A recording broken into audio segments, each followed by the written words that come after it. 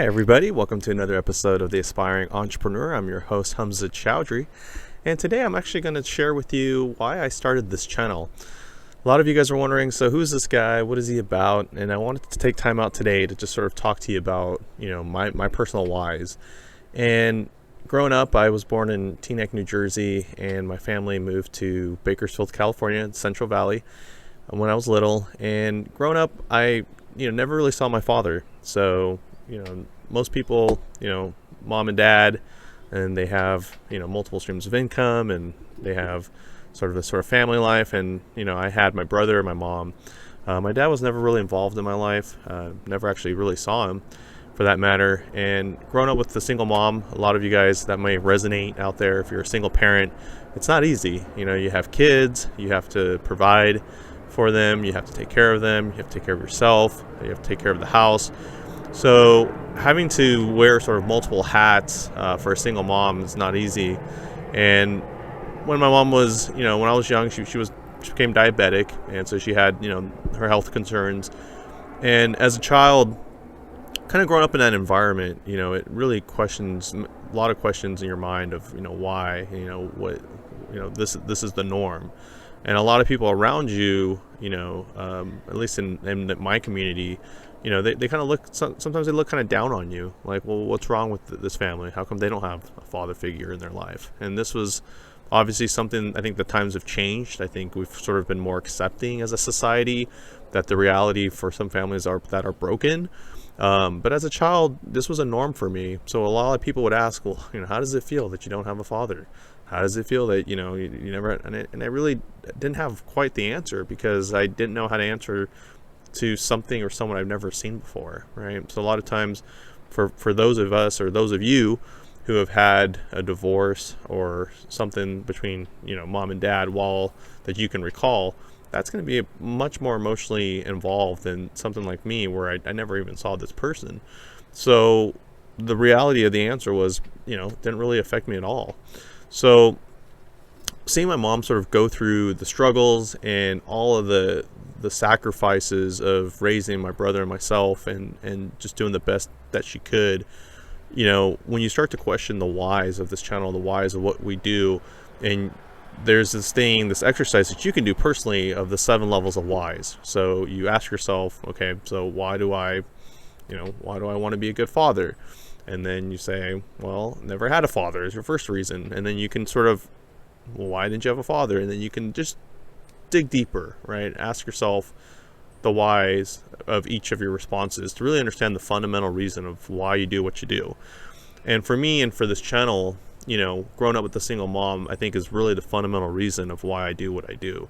And if, watching her going through job to job, having to sort of, make ends meet, work really hard, and at the same time give my brother and I the childhood, fun and all the things that we did and had, and, the Game Boys and Nintendos and all the material things that kids that we want, bikes, and just to have all of that and have someone that sacrificed all of that for the well-being of my brother and I is just something that, at the fundamental part of myself is just a big part of who I am. It's just a giving person, someone who really cares about people generally. And that's due to the upbringing. And I just wanted to kind of expand a little bit on that, which is when you see your parents struggling, when you see what they do and what they sacrifice and how they're doing it and what they're giving up to do that, there's just no excuses for failure, right? So if we don't try in life and we say, oh, it's too hard or it's too much, and yet I had someone, my biggest mentor and my mom, sort of give it all and never had that option to just quit and just leave and just sort of abandon us and abandon everything that she was doing. I mean, where would I be today, right? Where would I be if I had someone to just abandon me and abandon my brother? And it's an interesting, thing to think about, which is, why do we quit so easily sometimes? Why don't we put 100%? And if that 100% is not enough, why don't we keep trying until we get the results that we desire? So that sort of engine is really the fundamental of what one of the principles that I stand for is, never give up on your dreams and your goals, and having positive people in your life, people that you either get mentored by or people that you admire, studying and surrounding yourself with those types of people, right? So when knowing that my mom never quit in life, it gave me a reason to keep doing what I'm doing and wanting to do more. And then also watching when I became an employer, how do I treat people? How do I treat employees? How do I treat people in general? Right? Coming home, watching how people treated my mom, how terrible they were, just a normal corporate gossip and all the things that she had to struggle that were such a mental breakdown for her so many times. I just remember as a kid her coming home and just having these sort of, just negative experiences with her employer, fearing for her job safety. I mean, just things that you shouldn't have to fear when you're employing with people. I am recording outside, so I'm not sure how much of the noise you guys are catching right now. But, I think that it's really important that when, you see that and you see how people treat, others, that you don't want to do that, right? You don't want to fall out. You want to give people the life they desire, right? If people work for me, I care about them generally. I care about them inside and outside of work.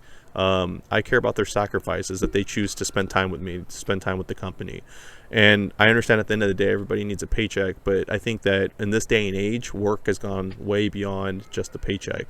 And so for my mom, although, I felt like she was grossly underpaid for what she did, she committed herself, and she committed herself to every job that she ever had.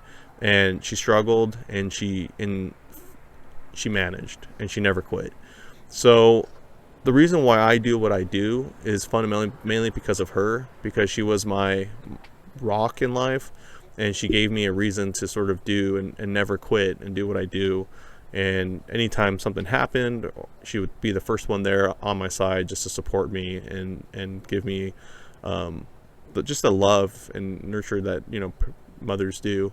So take a moment today, definitely thank those people who've affected your life, mentored your life, made you who you are. Just take a moment, just go back. If it's your parents, your family, your friends, somebody, just thank them for the inspiration that they provided to you, thank them for the sacrifices that they gave to you, and just thank them for being who they are, that made you who you are. And reflect on yourself and see and ask yourself, why do you do what you do? Why do you, if you don't get the results that you don't get, why do you quit on yourself? What's the reason for that? What part of your past might have triggered that type of a reaction where you don't believe in yourself enough to accomplish a certain goal or a task or something like that? So much love, guys. Just wanted to spend a few minutes with you guys today. And like I said, drop a comment below. Let me know what you think. All right, guys, until the next episode, I'll talk to you later. Bye-bye.